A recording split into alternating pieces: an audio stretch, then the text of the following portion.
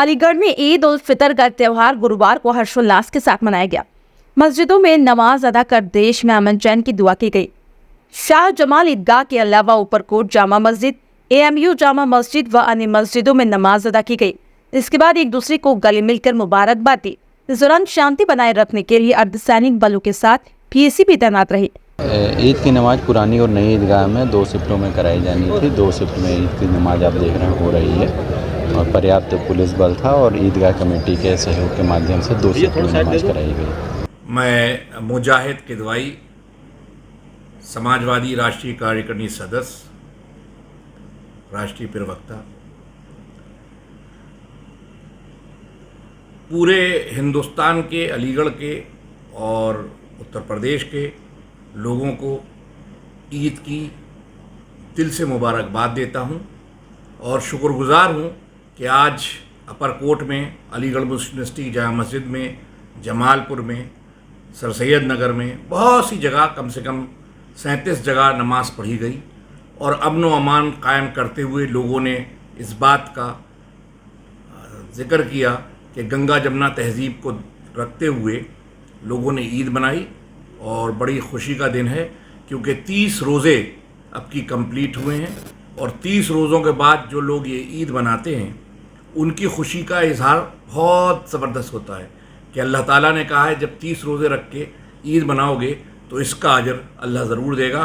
और मुझे उम्मीद है कि कौम और तरक्की के लिए और मिल्लत व बिरादरी के लिए हमारी कौम और तामीरात हिंदुस्तान के लिए काम कर रही है और हम चाहेंगे कि अमन व अमान कायम रहे और आगे बढ़ें और ईद का त्यौहार खुशियों से भरा भरपूर बनाएं।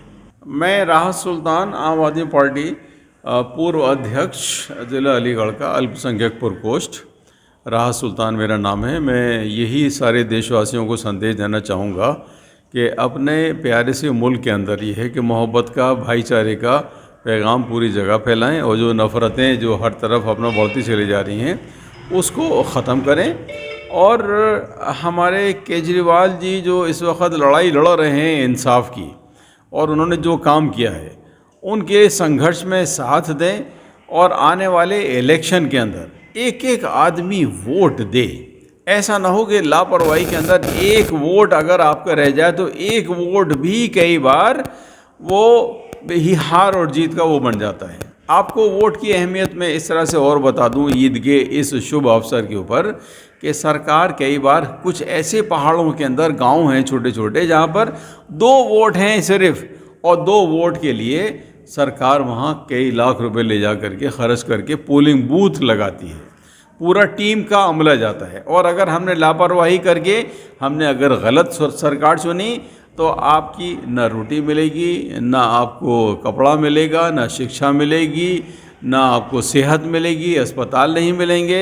जो हाल हो रहा है देश की बदनामी पूरी दुनिया के अंदर, कहीं ऐसा ना हो कि हमारी ऐसी हो जाए कि बिल्कुल हम सबसे आखिर में जाके खड़े हो जाएं। देखिए, ईद का जो मुबारक मौका होता है एक प्यार मोहब्बत का मौका होता है। हज़रत अली ने एक प्यार मोहब्बत का पैगाम उस दिन के लिए दिया है और इंसानियत का पैगाम है, मानवता का पैगाम है, जहां हम सब लोग अपनी नफ़रतें भुलाकर बिना तफरके के एक दूसरे के साथ हाथ से हाथ मिलाकर आगे बढ़ते रहें। और आज के दौर में ख़ास तौर से जो सियासी जो हालात हैं उनको देखते मद्देनज़र रखते हुए ईद के इस मुबारक मौके की एक अलग अहमियत है।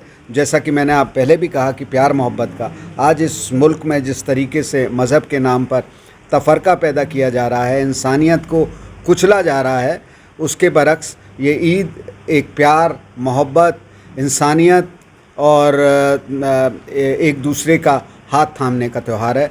और मैं उम्मीद करता हूँ यहाँ की जो आवाम है, यहाँ के जो मतदाता हैं हिंदुस्तान के, वो इस बात को समझेंगे, इस बात को आत्मसात करेंगे, इस बात को अपने जहन में उतारेंगे और उसी के फलस्वरूप उसी के बाद अपना जो एक इंतखाब इस सरकार का अपने नुमाइंदों को करेगा। सबसे पहले तो मैं सबको ईद की मुबारकबाद देना चाहूँगी और इस मौके पर क्योंकि जितने भी त्यौहार होते हैं, चाहे वो होली हो, चाहे ईद हो, चाहे दिवाली हो, जितने भी ये होते हैं, ये सब कौमी त्यौहार होते हैं, इसमें हम सब लोग प्यार मोहब्बत से मिलकर ऐसे मनाते हैं। मैं यही उम्मीद करती हूँ कि आपस में हम लोगों का भाईचारा बना रहे, सब लोग प्यार मोहब्बत से रहें।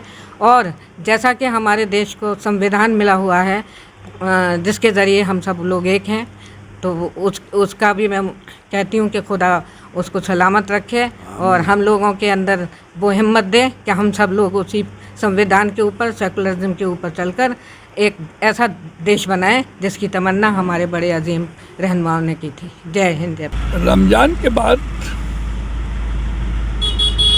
ईद का त्यौहार बड़े हर्ष उल्लास के साथ हमारे मुस्लिम भाई मना रहे हैं। अल्लाह ताला से दुआ करता हूँ 1 महीने की इबादत को कबूल करे, इन्हें कुर्बत और ताकत दे जो देश की मोहब्बत और एकता के काम आए।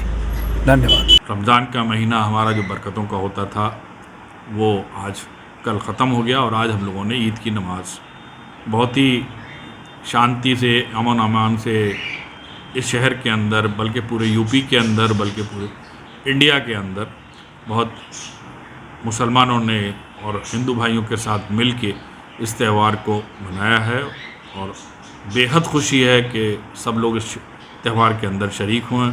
जैसा पहले सब लोग मिल के बनाया करते थे, ऐसा आज के दौर के अंदर भी चलता रहे तो बहुत ही अच्छा रहता है और बड़ी खुशी की बात है। जहाँ तक इस मौके के ऊपर मैं एडमिनिस्ट्रेशन का रोल की बात करूँगा तो उसमें बेइंतहा एडमिनिस्ट्रेशन का रोल अच्छा था। मैंने देखा कि पुलिस जो यातायात को है बिल्कुल बहुत अच्छी तरीके से उसको चला रही थी। जहाँ रोकना था लोगों को वहाँ रोक रही थी, जहाँ पे नहीं थी बिल्कुल मुस्तैदी से वहाँ काम कर रहे थे। और चाहे वो नगर निगम के लोग हों, चाहे वो पुलिस के हों या एडमिनिस्ट्रेशन के लोग हों, हर तरीके के लोगों ने बहुत इस तरीके से काम किया और बहुत अच्छा वातावरण इस शहर के अंदर बना हुआ था। सफाई व्यवस्था वगैरह सही चल रही थी। मैंने जो जहाँ तक मैंने देखा, मैं अपनी बात वो कर सकता हूँ, हो सकता है कहीं कुछ रह गया हो, लेकिन एक बार फिर मैं इस मौके पे तमाम अलीगढ़ वासियों को दिली मुबारकबाद पेश करूँगा और उनसे कहूँगा कि सब लोग मिल के जब त्यौहार मनाते हैं तो यकीनन शहर के अंदर बहुत अच्छा माहौल रहता है और सब खुश रहते हैं और सब खुशियाँ लेकर आते हैं। मैं उम्मीद करूँगा कि इसी तरीके से आगे भी इस शहर का माहौल हमेशा कायम रहे और सब एक साथ मिलजुल कर, मतलब यानी कि ईद मौका, होली का मौका या दिवाली का मौका हो, जो भी त्यौहार आए, जिस कम्युनिटी का भी आए, उसको मनाएं। मैं ईद की मुबारक के साथ साथ अलीगढ़ को सबको मुबारकबाद देता हूँ। हिंदू भाई मुस्लिम भाइयों को भाईचारा बनाए रखें। ख़ास तौर से अलीगढ़ में, पूरे देश में यही मुल्क की तरक्की है और यही शहर की तरक्की है। जहाँ तक इलेक्शन का ताल्लुक़ है, हर आदमी का हक बनता है। एक वोट की ताकत एक ऐसी ताकत होती है, इसका इस्तेमाल सबको करना चाहिए। वोट डालना चाहिए, सबसे पहले वोट डालें। अब ये उनके हाथ में किसको दे रहे हैं किसको नहीं दे रहे, लेकिन वोट ज़रूर डालना चाहिए।